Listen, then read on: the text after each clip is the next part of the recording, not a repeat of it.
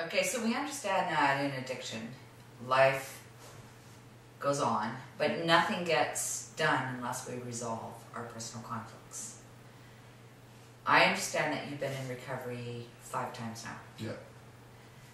What is the difference in this recovery and what you're doing in compared to other recovery centers? I know that you've stayed clean for a certain amount of time. Mm-hmm. I also understand that going again for the 5th time around, there's obviously a cost. You are a person that is becoming a lawyer. You have great aspirations in your life. There are things in your life that you love and need and desire, like your wife and your son. But obviously this has had an effect on your whole life. Your parents, your family. Mm-hmm. So what would you say is different about Valiant Recovery?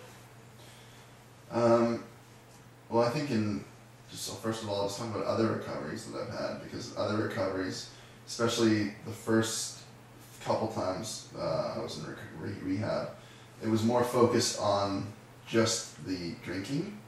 So it was using the 12 steps, but we didn't kind of dig into my past or the behaviors I had, or basically why I was drinking. It was just focused on stopping the drinking. So in other words, in the other recovery places, if I'm understanding you correctly, it was all about you're an alcoholic, Mm-hmm. and you'll always be an alcoholic, and that's something you had to claim, and that is the label that you're going to live with for the rest of your life. Right. So it's kind of like that old saying, if you always do what you've always done, you're always going to get what you've always gotten. Right. Are you wanting change? Are you the type of person, we hear this so often, you know, addicts will always be addicts, alcoholics will always be alcoholics, they'll never change, they're selfish, all they want are things that they want, they're manipulative, what can you say about Valiant that has really taught you some really interesting things about who you are? Well, I think the great thing about being here at Valiant is that they've just showed me that, you know, addiction or my problem with alcohol is not a lifelong issue, and if I can work on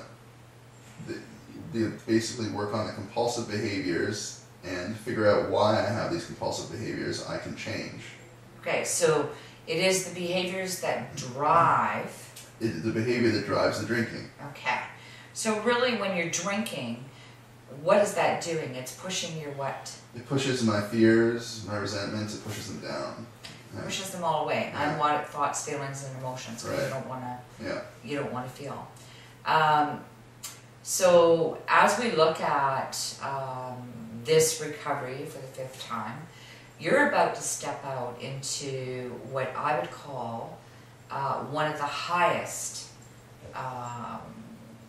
situations for relapse, because I know that your marriage is a priority for you, and I know you're going to go and meet your wife, and you're going to discuss what you guys need to do together to get this marriage back up and function and working.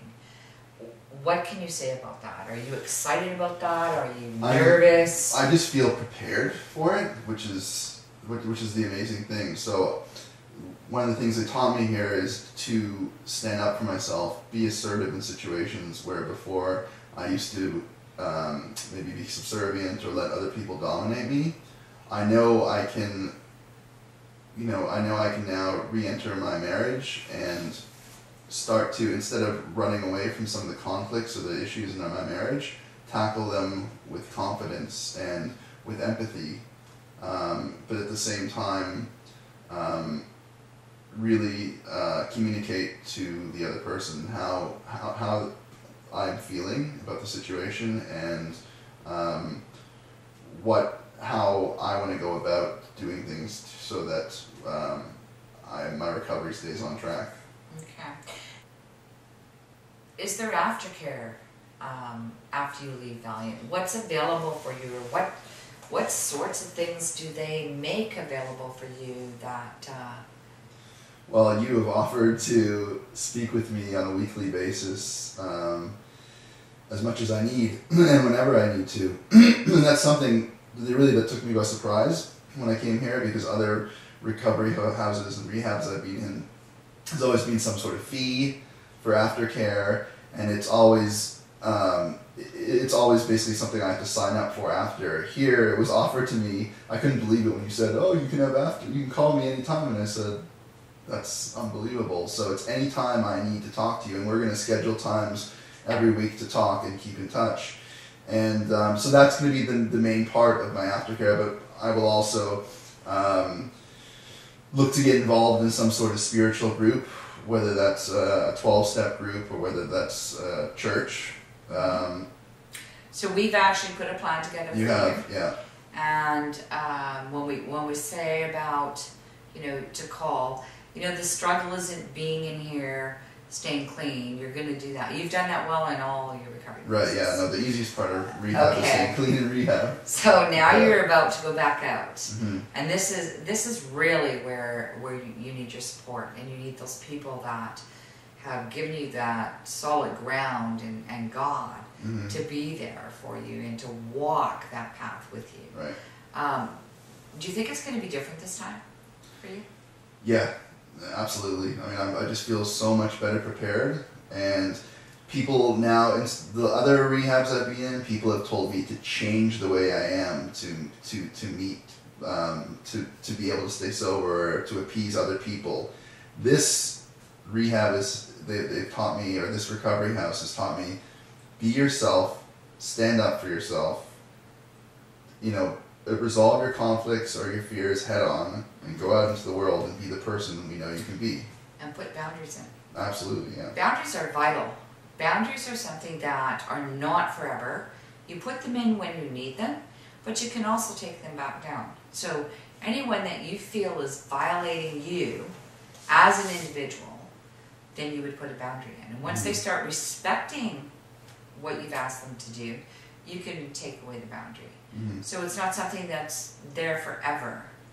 It's something that is there while you need it to be. Right. And you actually teach people how to treat you. And so some of the teaching you've been giving people is, I don't care if you treat me bad, I'll find a way to deal with it. Mm-hmm. And just internalize, people treat me bad, and just sit there and just mumble under my breath and walk about feeling kind of victimized and hurt and not doing anything about it. And so who has, what have you done to yourself? What is the biggest thing that you have to say that you, by yourself, alone, have you lied to yourself about all that stuff? I'm not angry, I'll deal with it, I'll get over it. Yeah, I think I used to feel that I should just be able to get over it, or that I was weak for feeling the way that I was feeling, or what I really felt wasn't really important. And in most cases, I was just too afraid to get it to stop, just because I felt it brought back a lot of just the self-esteem problems I had, and I just felt maybe that I was to blame, and I was all those bad things that these people were making me feel that I was, saying that I was.